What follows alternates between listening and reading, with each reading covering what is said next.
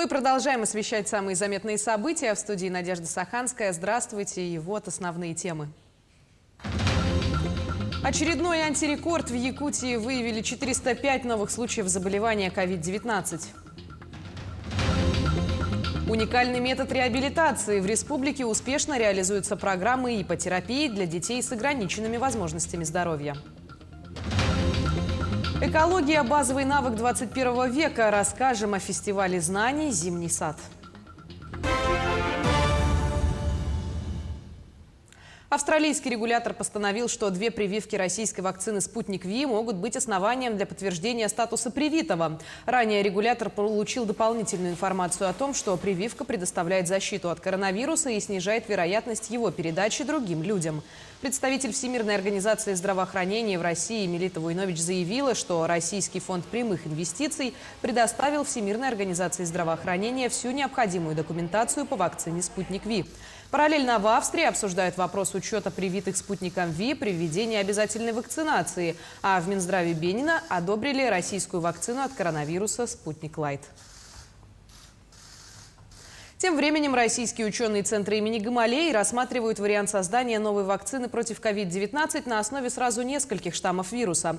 Об этом сообщил заместитель директора Центра Денис Лагунов. Отмечается, что часть препарата на основе уханьского или дельта-штамма сможет защитить от заражения новыми вариантами вируса. А другая часть на основе омикрона будет защищать граждан от заражения вариантами коронавируса, мутировавшими уже из омикрона. Говоря о дальнейшем развитии ситуации, ученый отметил, что с появлением омикрона число заболевших ковидом в России будет очень высоким. Тем временем бесплатный экспресс-тест на ковид можно сделать в частных поликлиниках Якутии. Услугу предоставляют тем гражданам, которым необходимо исследование для выхода на работу после отпуска или командировки.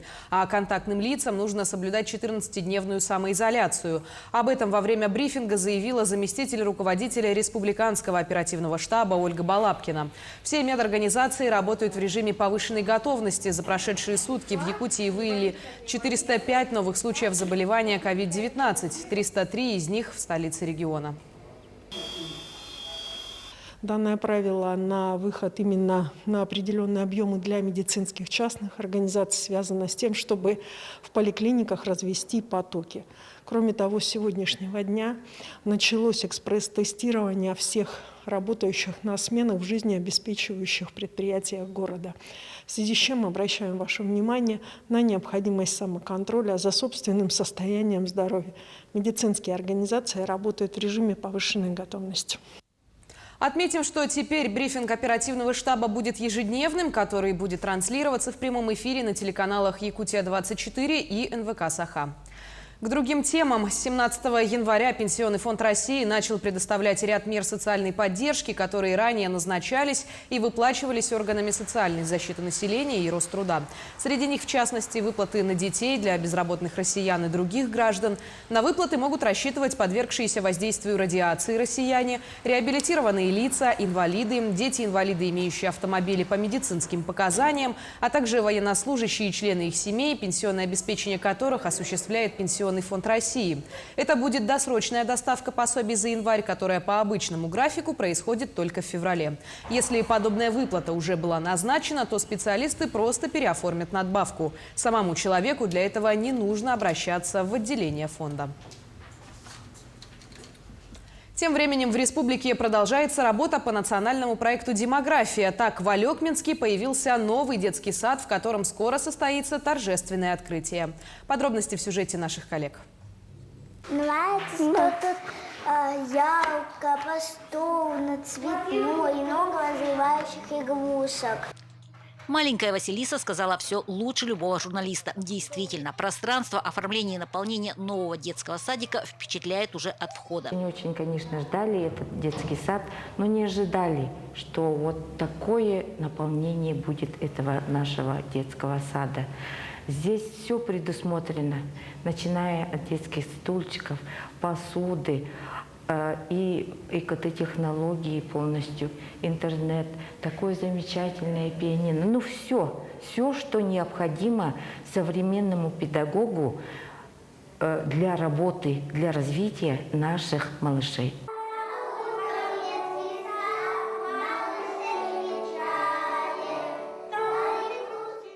Сейчас и ребятишки, и педагоги постепенно осваивают новые владения. Что и говорить, разница ощутима. Пространство. Очень много места стало. У меня появилось очень много оборудования. Полностью оборудован современный наш детский сад. Есть шведские лестницы, стенки шведские. Имеется другое оборудование. Очень много мягких модулей. 3 этажа, функциональность полная. Здесь нет необходимости бежать с подносами еды наверх. С этим успешно справляется лифт. Вуаля, обед подан. Ну, все новое, непривычно, и постепенно привыкаем. Появилось новое оборудование? Да. Пока взрослые совещаются, ребятишки уже строят новые планы на новый детский сад, уже с бассейном. Мы строим новый детский сад. Что там будет? Там будет много всего. Там будет бассейн.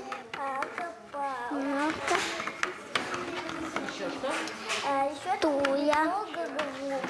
И что-то там будут другие домики. Елена Фаст, Максим Копылов, Алекминск. Благотворительный центр реабилитации детей, имеющих ограниченные возможности здоровья, с помощью адаптивной верховой езды успешно реализует индивидуальные программы. Иппотерапией конный клуб занимается более 2 лет. Это уникальный метод физической и психологической реабилитации. В отличие от других животных, шаг лошади уникален. Своим темпом и раскачиванием он приближен к шагу человека. Благодаря этому мозжечок пациента учится удерживать равновесие в ситуации, максимально приближенной к ходьбе. На сегодняшний день центр реализует реабилитационные программы круглый год. В хозяйстве конного клуба 15 лошадей, большая конюшня и теплый манеж. В дальнейшем центр планирует расшириться и увеличить штат квалифицированных инструкторов. Сегодня у нас с ней проходит 12-е занятие. Начали мы с ней заниматься месяц назад. Очень стабильно посещает, то есть не пропускает тренировок. И уже видно очень хороший результат. Показывает тем, что мы с ней довольно-таки неплохо развили равновесие верхом на лошади. У нее очень хороший баланс появился. Активизировали у нее тонус в левой ручке и в левой ножке. Мы отдельно прорабатываем эти части тела. И уже, то есть мы можем увидеть, как она самостоятельно выпрямляет руку, тонуса нету. И также она может ее спокойно сгибать. То есть тонус из руки ушел. Считанные дни остались до начала крещенских купаний. В Якутске стартовали работы по подготовке купелей. Так, одна из них будет расположена на Зеленом лугу. Отмечается, что в этом году купания будут проходить с некоторыми ограничениями, связанными со сложной эпидситуацией в республике. Это в первую очередь социальное дистанцирование, а также ношение масок. Кроме того, количество человек в купелях будет ограничиваться. Не стоит забывать и о правилах безопасности. Температура воздуха в палатках прогреется до более чем 20 градусов. Однако температура воды будет достигать лишь 2-3 градусов. Ну, в первую очередь надо думать о своем здоровье. Если у вас есть какие-то ограничения, допустим, сердечно-сосудистые заболевания, заболевания опорно-двигательной системы, то, конечно, лучше не рисковать, лучше поберечься. Можно просто умыть лицо руками себе, там, как говорится, святой водой, значит, окропить себя. Не надо, в саму купель заходить не нужно.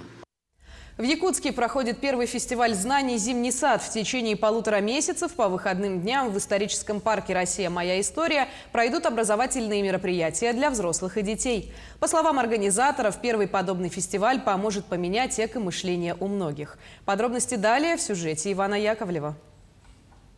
Поменять эко-мышление – эта тема красной нитью пронизывает все экспонаты и проекты первого фестиваля «Зимний сад».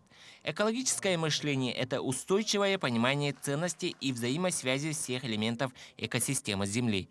Также ощущение ответственности за возможные последствия своих действий. Такой тип мышления не случайно считают базовым навыком 21 века. Обычно бывает так, что зимой в ботанических садах жизнь немножко замирает, но мы решили разнообразить свою деятельность и организовать вот такой вот комплексный фестиваль, фестиваль знаний, как мы его назвали. Он сочетает в себе науку и искусство и показывает взаимосвязь этих двух направлений нашей жизни, что одно не может развиваться без другого и гармонично существовать. Стоит отметить, что это первый подобного плана фестиваля, и проводится он в рамках регулярных мероприятий, которые организует Ботанический сад Северо-Восточного федерального университета. Накануне открылась выставка ботанической иллюстрации «Песни, море и цветов» на дальних берегах. Здесь представлено 48 удивительных работ, которые особенно интересны детям. Академический рисунок, изображение растений для книг, для изданий и просто изображения природы важны для науки и важны для людей как искусство. Здесь есть картины, связанные с морем, здесь есть работа, сделана профессионалами, работа, сделана любителями. Также организаторы презентовали 2 экологических конкурса, которые призваны привлечь внимание к сохранению и бережному отношению к природным ресурсам. Первый международный конкурс семейных проектов по охране и изучению деревьев «Возьми дерево в семью». Второй конкурс экопроектов и один в поле воин, в котором нужно осветить личный вклад в деле охраны окружающей среды. Наши институты, научные институты, это Институт биологии, Ботанический сад и другие коллеги ведут постоянную научную работу. Они описывают, они рассказывают ареал, расположение нашей растительности, особенно по краснокнижным видам. А на основе этого уже население Республики Саха-Якутия будет знать, где что произрастает, какие растения мы должны охранять. И, конечно, это будет позволять бережно относиться к природе. Каждую субботу и воскресенье в лектории исторического парка в рамках мероприятия заработает площадка, где пройдут научно-популярные лекции, семинары. Особенно важно то, что все мероприятия будут основаны на примере Якутии. Фестиваль пройдет в очно-заочном формате, поэтому организаторы призывают участвовать школьников из других районов республики, ведь именно им предстоит жить и влиять на планету в ближайшие десятилетия, решать, что делать с климатическими изменениями, дефицитом ценных природных ресурсов, энергетическими и мусорными коллапсами. Иван Яковлев, Павел Никифоров, Артем Алексеев, Якутск. Фильм «Пугало» вошел в программу Palm Springs, которая традиционно собирает зрителей со всей Америки и кинопроизводителей со всего света. Всего в этом году на Palm Springs представили 129 фильмов, в числе которых 36 претендентов на «Оскар» этого года. Так, например, в программу вошли обладатель «Золотой пальмовой ветви» 74-го Каннского кинофестиваля «Титан» Джулии Дикурно, румынский фильм «Безумное кино для взрослых», а также «Рука Бога» Паоло Соррентино. Отметим, что вместе с Palm Springs в послужном списке «Пугало» числится 12 кинофестивалей.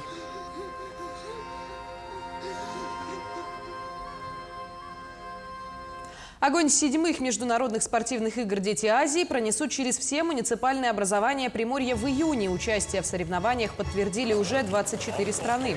Огонь игр прибудет из Якутии во Владивосток 12 июня. Эстафета огня пройдет по всем 34 муниципальным образованиям Приморского края. В ней примут участие 375 человек.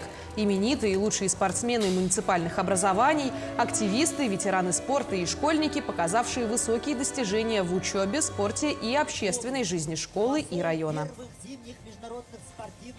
К этому часу пока все. Наши корреспонденты продолжают следить за развитием событий. До встречи в следующих выпусках.